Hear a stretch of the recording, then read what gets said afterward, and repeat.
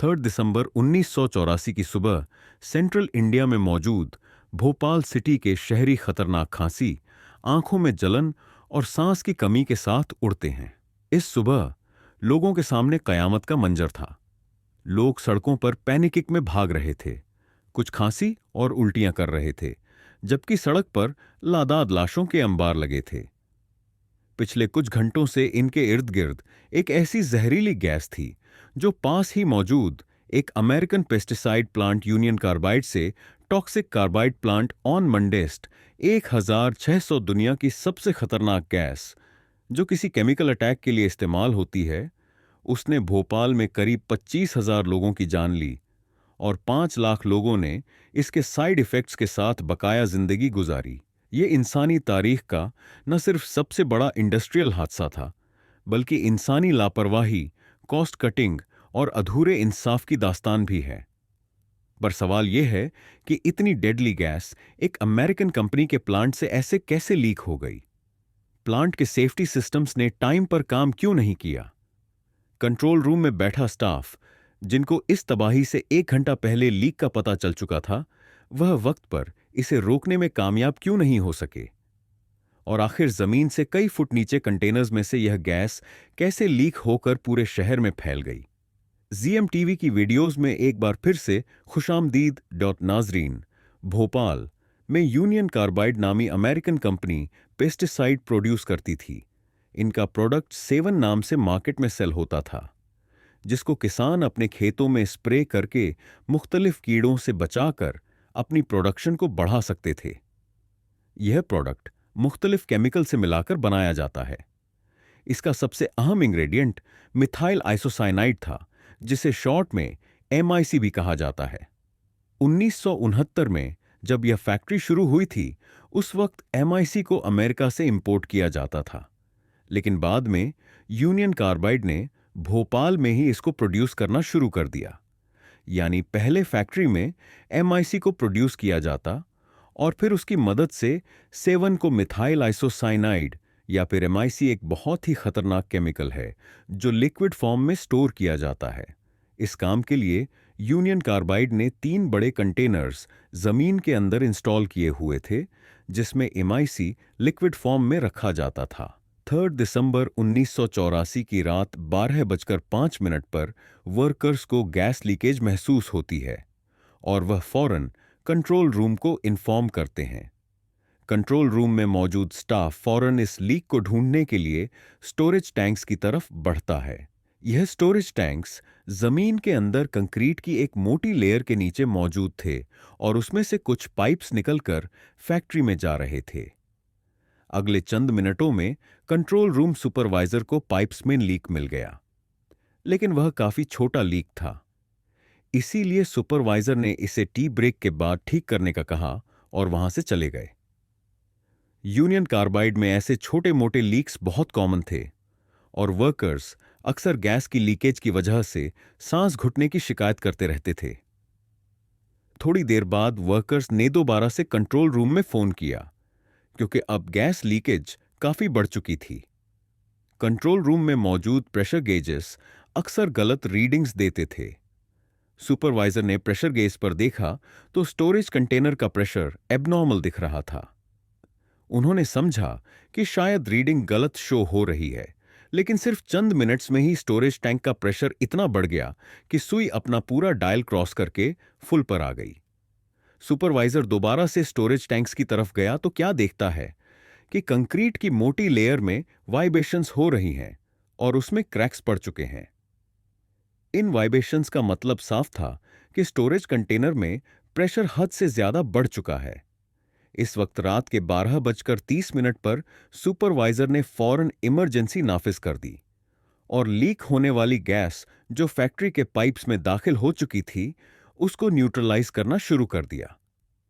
Factory में इस किस्म के हालात से निपटने के लिए 3 अलग अलग डिवाइसेस लगी हुई थी। पहली थी गैस स्क्रैपर, जिसमें एक खास केमिकल लीक होने वाली EMIC को न्यूट्रलाइज करेगा।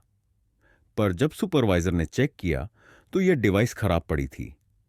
अगर पहला सेफ्टी सिस्टम भी गैस को न्यूट्रलाइज ना कर सके, तो इसके लिए फैक्ट्री में दूसरा सेफ्टी सिस्टम भी लगा था और वह था फ्लेयर टावर।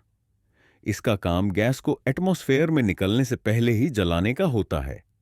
पर मालूम पड़ा कि फ्लेयर टावर का एक इंपॉर्टेंट पाइप कुछ दिन पहले किसी ने निकाल दिया था और फिर वापस नहीं लगाया।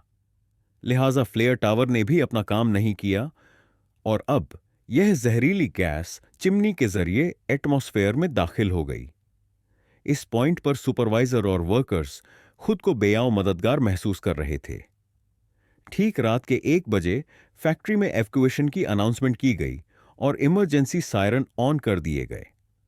उस वक्त हवा नॉर्थ की तरफ से आ रही थी और उसने चिमनी से निकलने वाली जहरीली इनविजिबल गैस को भोपाल के साउथ में फैलाना शुरू कर दिया। गूगल अर्थ पे देखा जाए तो यह एरिया भोपाल का सबसे घनी आबादी वाला इलाका है। एमआईसी क्योंकि एक भारी गैस होती है, तभी वह फौरन जमीन के करीब आ गई और अब आहिस्ता आहिस्ता शहर में फैलना शुरू हो गई।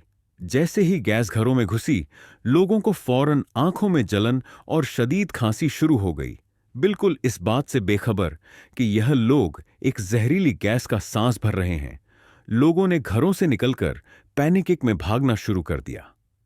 भागने की वजह से सांस फूलने लगा और वह लोग और ज्यादा सांस भरने लगे, जबकि असल में वह एमआईसी गैस को इनहेल कर रहे थे। लोग वोमिट करने लगे, खांसने लगे और एक एक करके सड़क पर लाशें भरना शुरू हो गई। उधर फैक्ट्री में सुपरवाइजर ने गैस को न्यूट्रलाइज करने के आखिरी सेफ्टी सिस्टम को इस्तेमाल करने का फैसला किया। उनको होस्ट पाइप से चिमनी से निकलने वाली गैस पर पानी स्प्रे करना था ताकि गैस न्यूट्रलाइज होकर शहर में ना फैल सके। पर जब होस पाइप निकाला गया तो वह इतना लंबा ही नहीं था कि चिमनी तक पहुंच सके। यानी गैस को न्यूट्रलाइज करने का तीसरा और आखिरी सेफ्टी सिस्टम भी किसी काम ना आ सका। कुछ ही मिनटों में गैस शहर में 8 किलोमीटर तक फैल गई और भोपाल के हॉस्पिटल्स उन पेशेंट्स से भरना शुरू हो गए जिनको एक जैसे ही सिम्टम्स थे। हॉस्पिटल में हालत यह हो गई कि पेशेंट्स को देखने के लिए स्टाफ और बेड्स कम पड़ गए। न सिर्फ पेशेंट्स बल्कि डॉक्टर्स खुद भी बुरी तरह खांस रहे थे। शहर में इमरजेंसी नाफिज हो चुकी थी। पुलिस ने डॉक्टर्स को बताया कि यह अमोनिया गैस है, लेकिन जो सिम्टम्स लोगों को हो रहे थे वह अमोनिया एंटॉक्सिनेशन से कहीं ज्यादा शदीद थे। डॉक्टर्स के लिए यह एक अननोन मेडिकल कंडीशन थी।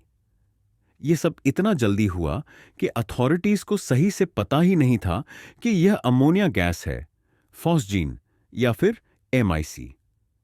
पर असल में मिथाइल आइसोसाइनाइड बॉडी में मौजूद पानी से रिएक्ट कर रही थी और लंग्स के सुराखों को बंद कर रही थी, जिससे सांस लेना नामुमकिन हो रहा था। रात के 3 बजे तक डेड बॉडीज इतनी ज्यादा हो चुकी थी कि उन्हें हैंडल करना मुश्किल हो रहा था। भोपाल गैस लीक के दौरान सिर्फ एक ही रात में 3000 लोग मर गए, जबकि लाखों लोग इस जहरीली गैस के सिम्टम्स से बुरी तरह असर अंदाज हुए। फैक्ट्री वर्कर्स जो खुद एयर टाइट कंट्रोल रूम में बैठे थे, इस जहरीली गैस के असरात से महफूज रहे। सुबह जब वह दिन की रोशनी में बाहर निकले तो उन्होंने बिल्कुल बदले हुए भोपाल को देखा। वो सड़कें जहां भीड़ की वजह से गुजरना मुश्किल होता था, वहां जानवरों की लाशें बिखरी हुई थीं। अभी तक पूरी दुनिया इस खौफनाक हादसे की खबर सुन चुकी थी। न सिर्फ नेशनल बल्कि इंटरनेशनल मीडिया भी इसको रिपोर्ट कर रहा था। इस गैस से जहां पहली ही रात में 3000 लोग एक्सपायर हुए, वहीं आने वाले कुछ दिनों में यह नंबर 20 से 25,000 तक बढ़ गया और गैस से मुतासिर होने वाले लोगों की तादाद 5 लाख तक पहुंच गई। इंसानी इतिहास में यह सबसे बड़ा इंडस्ट्रियल डिजास्टर माना जाता है। पर यहां पर सबसे बड़ा सवाल यह था कि आखिर फैक्ट्री से इतनी जहरीली गैस लीक हुई तो हुई कैसे? इनिशियल इन्वेस्टिगेशन में मालूम पड़ा कि यूनियन कार्बाइड ने 3 अंडरग्राउंड स्टोरेज टैंकर्स बना रखे थे, जिनमें से एक का नाम था E610। कंपनी के मैनुअल्स के मुताबिक इसे सिर्फ आधा भरना होता है, लेकिन यह तकरीबन 75% तक खतरनाक एमआईसी से भरा हुआ था। E610 में उस वक्त 30 टन गैस होनी चाहिए थी, लेकिन उसको 42 टन तक भरा गया था। पर इससे भी ज्यादा हैरानी और खतरे की खबर यह थी कि इतनी ही ज्यादा एमआईसी अभी भी दूसरे कंटेनर में मौजूद है। यूनियन कार्बाइड एडवांस में बहुत सारा एमआईसी बनाकर रखती थी, लेकिन असल में वो दिन में सिर्फ कुछ ही टन सेवन प्रोड्यूस करते थे।